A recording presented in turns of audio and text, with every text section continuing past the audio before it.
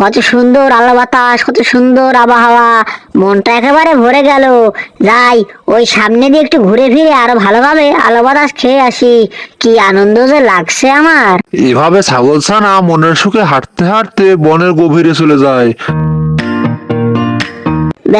আমি তো মনে হয় ফেঁসে গিয়েছি। এ তো দেখছি সেই সিংহ মনে হয়, কিন্তু এ তো দেখি মাথায় শিং আছে। এ তো আমাদেরই মতো মনে হয়, এটা অন্য বড় কোনো জাতের। যাই, সাহস করে সামনে গিয়ে কথা বলি, দেখি সে কি করে। ব্যাহ, তুমি কে? তুমি কি করছো? তুমি ঘাস খাচ্ছ নাকি? কিন্তু তুমি এত বড় হলে কি করে? তুমি তো আমার মায়ের থেকেও বড়। তুমি কোন ঘাস খাও গো? আমাকে একটু বলবে? কে গো তুমি ছোট্ট ছাগলছানা? তুমি এই বনে কেন এসেছো? চারদিকের অবস্থা খুব একটা ভালো নয়। চারদিকে বাঘ, সিংহ এরা ঘুরে বেড়ায়। তোমাকে কিন্তু এরা খেয়ে ফেলবে। কেন কেন? এখন আমার ভয় কিসের? এখন আমার কোনো ভয় নেই, কারণ তুমি আছো না।